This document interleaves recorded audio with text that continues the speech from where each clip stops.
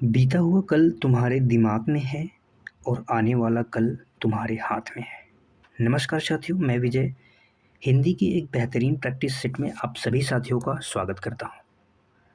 अगर आप हमारे चैनल पर नए हैं तो चैनल को सब्सक्राइब जरूर करें, वीडियो को लाइक करें और शेयर करें।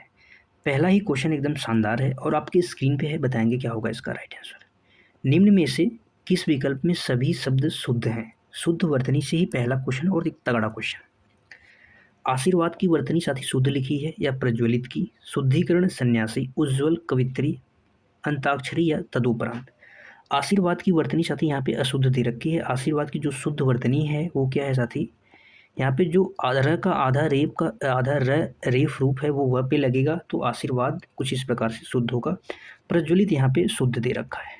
शुद्धिकरण भी यहाँ पे अशुद्ध है साथी, कहीं कहीं जगह पे ये शुद्धिकरण शुद्ध माना जाता है लेकिन यहाँ पे शुद्ध नहीं है। सन्यासी यहाँ पे सही है। शुद्धिकरण में साथी जो ध पे बड़ी ई की मात्रा का प्रयोग होता है, बड़ी ई मात्रा का प्रयोग होता है।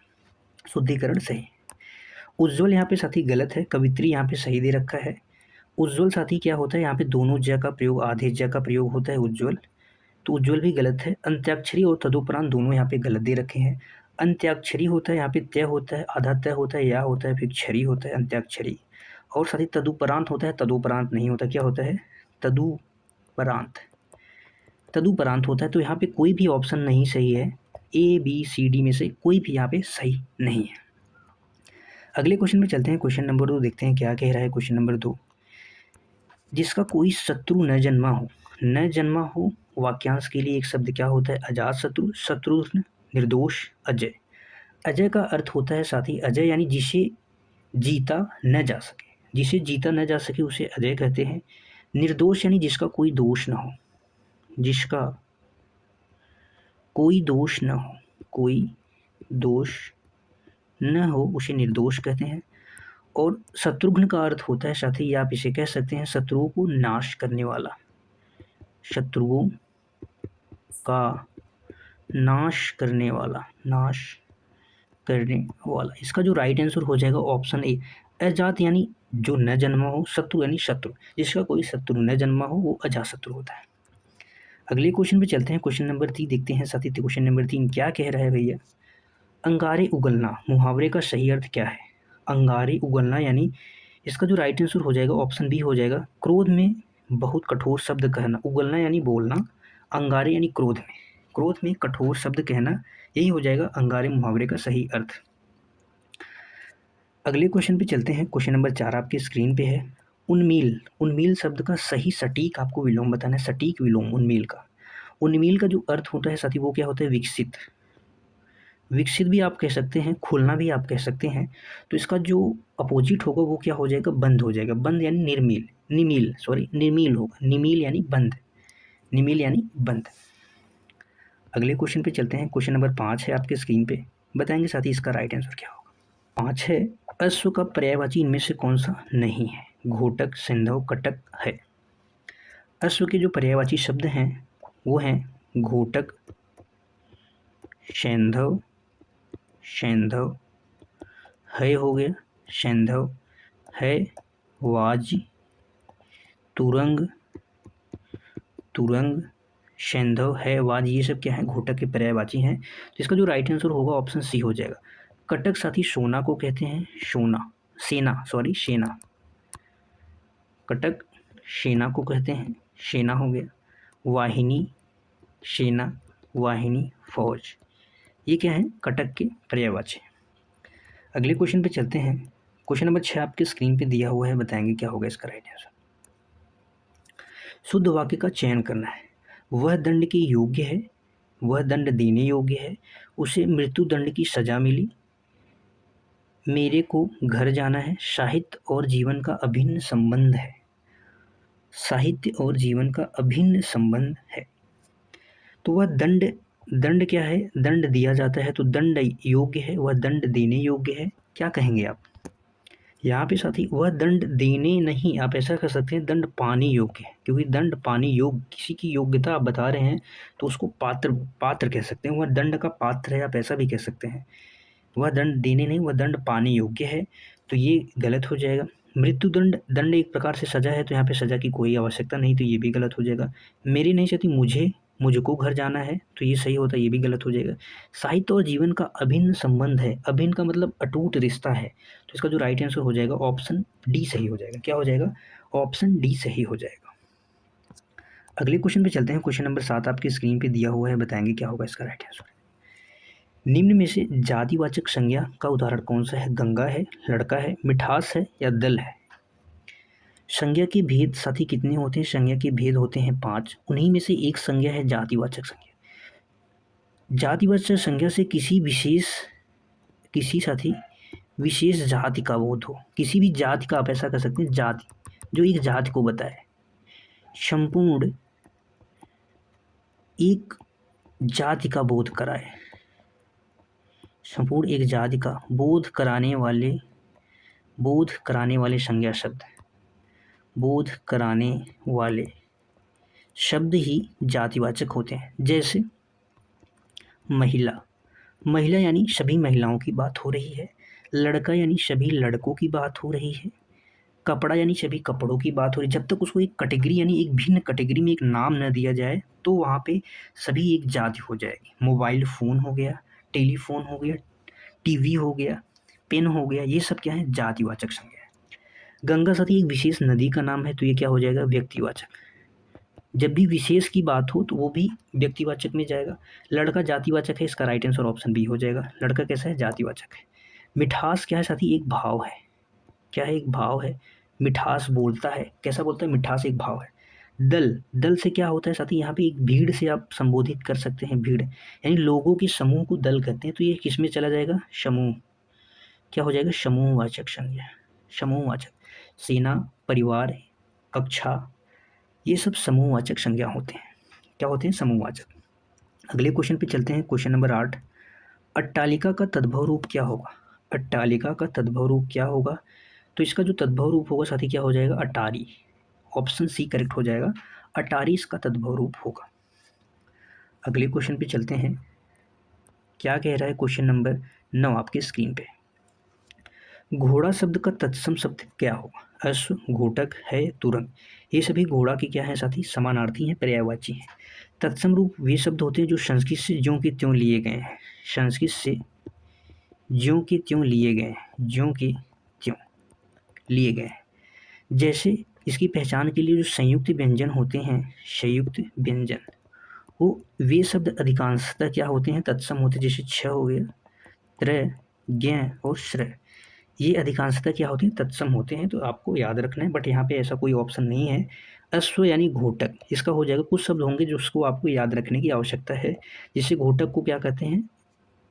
घोड़ा कहते हैं। अगले क्वेश्चन पे चलते हैं। क्वेश्चन नंबर 10 आपके स्क्रीन पे दिया हुआ है, बताएंगे साथी क्या होगा इसका राइट आंसर। कनक, कनक ते 100 गुनी, यहाँ पे कनक का आपको सिंपल सा अर्थ बताना है, क्या होगा? तो सिंपल सा आपने बहुत ही पढ़ा होगा कि एक कनक का अर्थ होता है सोना, एक कनक का अर्थ होता है धतूरा। ऑप्शन बी करेक्ट हो जाएगा। यहाँ पे कौन सा अलंकार है? यमक अलंकार। अलंकार भी मैं आपको बता देता हूँ कौन सा अलंकार है, यमक अलंकार। जहाँ पे एक शब्द अनेक, एक शब्द के कितने अर्थ हों? 2 अर्थ हों, वहाँ पे यमक अलंकार होता है। एक शब्द एक से अधिक बार आए और उसके अलग अलग अर्थ हों, तो वहाँ पे यमक अलंकार होता है, उसकी ये परिभाषा है। अगले क्वेश्चन पे चलते हैं। क्वेश्चन नंबर 11 आपकी स्क्रीन पर है।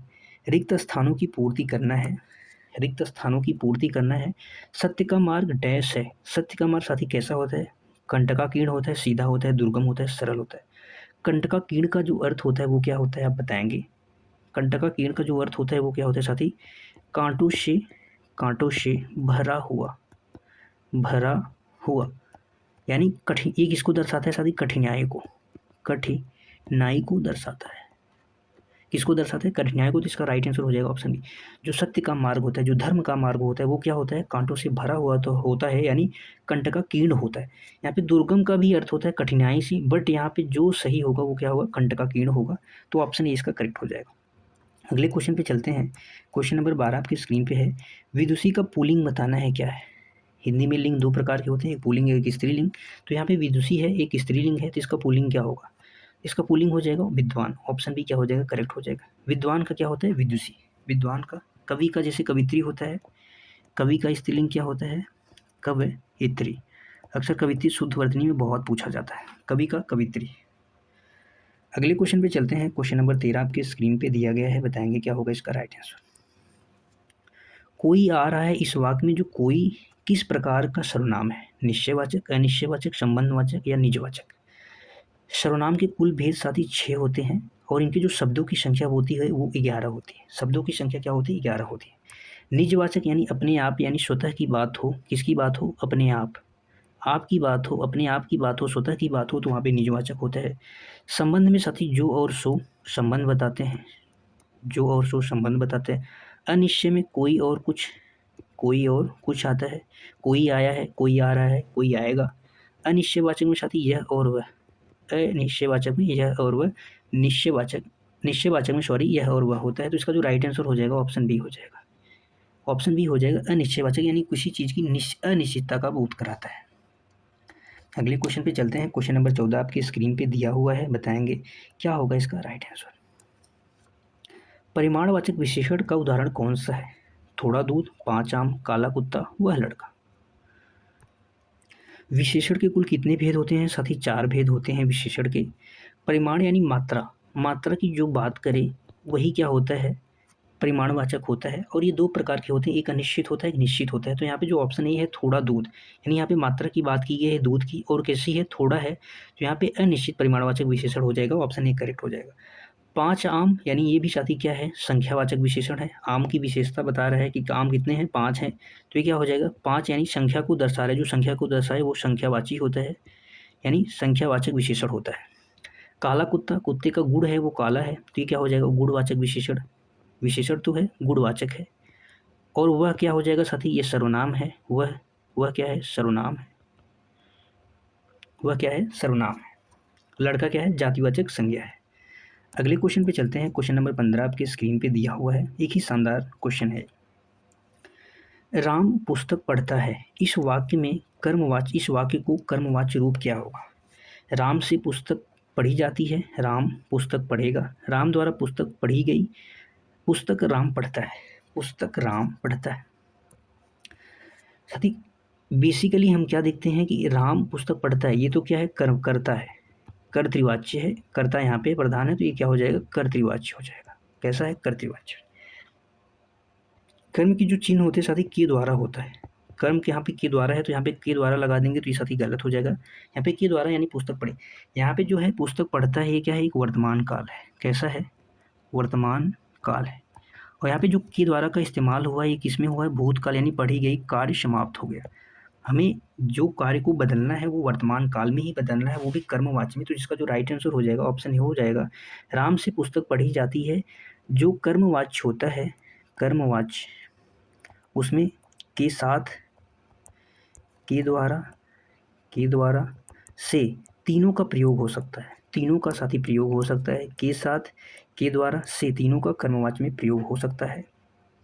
यहाँ पे जो ऑप्शन सही हो जाएगा, राम से पुस्तक पढ़ी जाती है, ये भी क्या है? कर्मवाच्य है। तो ऑप्शन ए इसका सही हो जाएगा। डी तब इसका ये सी तब सही होता साथी, सी तब सही होता जब यहाँ पे होता कि राम क्या होता? राम ने पुस्तक पढ़ी, राम ने पुस्तक पढ़ी, यानी जब कार्य भूतकाल में पहले होता, कर्तृवाच्य में भूतकाल में होता, तो ये भूतकाल का सही हो जाता। लेकिन यहाँ पे ये सही नहीं होगा, यहाँ पे एक करेक्ट हो जाएगा। आपको ध्यान देने की आवश्यकता है। अगले क्वेश्चन पे चलते हैं। क्वेश्चन नंबर 16 आपके स्क्रीन पे दिया हुआ है, बताएंगे क्या होगा इसका राइट आंसर। यहाँ पे क्वेश्चन है प्रिय क्या है साथी? एक विशेषण है। प्रिय क्या है? विशेषण के साथ प्रयुक्त होने वाली एक संज्ञा शब्द कौन सी नहीं है? आपको बताना है कौन सा नहीं है। 4 ऑप्शन दिया गया है, विषय, कवि, मित्र या बैरी। तो आपका प्रिय विषय भी हो सकता है, आप इसके साथ बना सकते हैं। आपके प्रिय कवि भी हो सकते हैं, प्रिय मित्र भी हो सकते हैं, लेकिन प्रिय बैरी नहीं हो सकते। बैरी का अर्थ होता है साथी दुश्मन। बैरी का अर्थ क्या होता है? दुश्मन। कभी भी प्रिय दुश्मन आपने देखा है क्या किसी का? नहीं देखा है। तो दुश्मन के साथ प्रिय कभी नहीं लगा सकते। तो इसका राइट आंसर हो जाएगा ऑप्शन डी। अगले क्वेश्चन पे चलते हैं। क्वेश्चन नंबर 16 आपके स्क्रीन पे है, बताएंगे साथी क्या होगा इसका राइट आंसर। धैर्य शब्द का व्याकरण के अनुसार क्या है? धैर्य क्या है? धैर्य क्या है? विशेषण है, भाववाचक संज्ञा है, क्रिया है, सर्वनाम है। सर्वनाम शब्दों की संख्या 11 होती है, जो क्या होते हैं साथी? वो, यह, वह, जो, सो, कोई, कुछ, ये सब हैं। तो यहाँ पे धैर्य जो है ये सर्वनाम तो नहीं है। क्या ये क्रिया है? क्रिया में मूल शब्द में ना प्रत्यय जुड़ने से क्रिया का निर्माण होता है, तो ये क्रिया भी नहीं है। विशेषण क्या किसी भी व्यक्ति वस्तु की विशेषता बताते हैं? बिल्कुल नहीं बता रहे हैं। ये धैर्य क्या है साथी? भाववाचक एक संज्ञा है। कैसी है? द भाववाचक संज्ञा है। इसका राइट आंसर हो जाएगा ऑप्शन बी। धैर्य क्या है? एक भाव है जो इंसान के मन में होता है, अंदर होता है, तो वही वो भाववाचक संज्ञा है। अगले क्वेश्चन पे चलते हैं। क्वेश्चन नंबर 18 आपकी स्क्रीन पे दिया गया है, बताएंगे क्या होगा इसका राइट आंसर। आकाश का पर्यायवाची शब्द क्या होगा? व्योम, विप्र, कगार, चक्षु। चक्षु, चक्षु का साथी क्या होता है? चक्षु को आँख कहते हैं। कगार यानी किनारा, कगार यानी किनारा। विप्र यानी ब्राह्मण, विप्र यानी ब्राह्मण कहते हैं। इसका जो राइट आंसर हो जाएगा ऑप्शन ए हो जाएगा। कुछ और पर्यायवाची शब्द जैसे अंतरिक्ष भी कहते हैं आकाश को, अंतरिक्ष, गगन, गगन, नभ, अंबर, नभ, अंबर, अनंत, व्योम, ये सब क्या है? पर्यायवाची हैं आकाश के। अगले क्वेश्चन पे चलते हैं। क्वेश्चन नंबर 21 आपकी स्क्रीन पे दिया गया है, बताएंगे साथी। एक शानदार है, क्या होगा इसका राइट आंसर? कपाट का तद्भव रूप क्या होगा? कपाट का तद्भव रूप क्या होगा? तद्भव जो होते हैं संस्कृत का हिंदी रूपांतर तद्भव कहलाता है। तो कपाट का जो तद्भव रूप साथी क्या होगा? कपड़ा या किवाड़ या कांटा या कमर। तो इसका हो जाएगा किवाड़। कपाट का क्या हो जाएगा? किवाड़ हो जाएगा। कपड़ा का साथी क्या होता है? करपट, करपट। ये क्या है? कैसा शब्द है? तत्सम शब्द है। करपट तत्सम शब्द है। कांटा यानी कंटक, कंटक यानी कांटा होता है, इसका तत्सम शब्द होता है। अगले क्वेश्चन पे चलते हैं। क्वेश्चन नंबर 20 आपकी स्क्रीन पे दिया गया है, बताएंगे क्या होगा इसका राइट आंसर। अतियुक्ति, अतियुक्ति शब्द में कौन सी संधि है व्याकरणिक आधार पर? गुण संधि, दीर्घ संधि, गुण संधि, यण संधि, वृद्धि संधि। संधि के कुल कितने भेद होते हैं? 3 भेद होते हैं। पहला होता है स्वर संधि, दूसरा होता है व्यंजन संधि, तीसरा साथी क्या होता है? विसर्ग संधि। क्या होता है? विसर्ग संधि। विसर्ग संधि में हमेशा विसर्ग का प्रयोग होगा। व्यंजन संधि में साथी क्या होता है? आधा अक्षर में हलन, जैसे म हो गया तो वहाँ पे हलंत रहेगा, और वहाँ पे अंग वाली बिंदी वाले यानी अनुस्वार वाले शब्द यहाँ पे ज़्यादा मिलते हैं, जैसे संसार हो गया, सम प्लस सार, तो वहाँ पे व्यंजन संधि हो जाएगा। स्वर संधि के कुल 5 भेद होते हैं, यहाँ पे 4 भेद आपके सामने दिए गए हैं। दीर्घ, गुण, वृद्धि, यण और अयादि। एक संधि होता है अयादि, अयादि संधि होता है 5वां ई ऑप्शन। एक बारी सबको बारी बारी से समझ लेते हैं। जब भी ए या आ का मेल किससे हो जाए साथी? बड़ा आ या बड़ी ई से हो जाए, बड़ा आ या बड़ा अ से हो जाए, तो वहाँ पे हमेशा आ होता है। इसी प्रकार छोटी ई या बड़ी ई का मेल छोटी ई बड़ी से हो, ई से हो जाएगा, तो वहाँ पे भी क्या होगा? दीर्घ संधि। इसी प्रकार ऊ, छोटा ऊ बड़ा ऊ का छोटा ऊ बड़ा ऊ से मेल, तो बड़ा ऊ बनेगा, वहाँ पे भी दीर्घ संधि होता है। गुण संधि में साथी क्या होता है? ए की मात्रा और ओ की मात्रा। अधिकांशतः जिस शब्द में ये मात्रा का प्रयोग होगा वो अधिकांशतः शब्द गुण संधि होते हैं। जैसे आप लिख सकते हैं महोत्सव, महोत्सव। जैसे आप लिख सकते हैं साथी महोत्सव, भारतेंदु, गजेंद्र, उपेक्षा, ये सब क्या है? गुण संधि के उदाहरण है। यण संधि का जो नियम है साथी वो क्या है? तो नियम तो इसके भी हैं, लेकिन य के पहले आधा अक्षर या व के पहले आधा अक्षर, तो वहाँ पे हमेशा क्या होगा? अधिकांशतः शब्दों में यण संधि मिलेगी। वृद्धि संधि में साथी क्या होता है? ऐ की मात्रा और औ की मात्रा का ज़्यादातर प्रयोग होता है। अधिकांशतः शब्दों में वृद्धि संधि होती है। जैसे एक शब्द है सदैव, सदैव में कौन सी मात्रा है? ऐ की मात्रा है, तो वहाँ पे वृद्धि संधि हो जाएगी। अयादि जो संधि है यहाँ पे अय आय, अय आय और अव आव, अव आओ, ये क्या होगा? एक प्रकार से ध्वनि है जो शब्दों में दिखाई देती है, जैसे पावन, पवन, नयन, ये सब में अयादि संधि हो जाएगी। अब इसकी क्या बात करें? यह के पहले आधा अक्षर है, तो कौन सी संधि हो जाएगी? यण संधि हो जाएगी। जब हम इसका संधि विच्छेद करेंगे तो क्या हो जाएगा साथी? अति, अति धन उक्ति, अति धन उक्ति। ई का मेल किससे हो गया? ऊ से। ई का मेल किससे हो गया साथी? ऊ से हो गया। छोटी ई है यहाँ पे, तो छोटी ई का मेल हम कराएंगे। छोटी ई का मेल किससे हो गया? तो ऊ से हो गया, तो क्या बनेगा? यह बनेगा। ई का मेल ऊ से हो गया, तो क्या बनेगा? यह बनेगा। त यहाँ पे आधा रूप है, तो आगे आ जाएगा त्य। इसी से हमने नियम बनाया है कि तक यह के पहले आधा अक्षर, व के पहले आधा अक्षर हो, तो यहाँ पे यण संधि अधिकांशतः शब्दों में देखने को मिलेगा। इस हिसाब से आप संधि के मैक्सिमम क्वेश्चन कर सकते हैं। आज के लिए बस इतना ही था साथी मेरे। बताएंगे क्लास कैसी लगी। क्लास को अंत तक देखने के लिए आप सभी साथियों का धन्यवाद है। यह हमारा टेलीग्राम चैनल है, आप स्कैन करके इस चैनल को ज्वाइन कर सकते हैं। फिर मिलेंगे अगली क्लास में, तब तक के लिए बाय बाय साथी। Thank you so much. खुश रहिए, मस्त रहिए, पढ़ते रहिए। जय हिंद साथियों।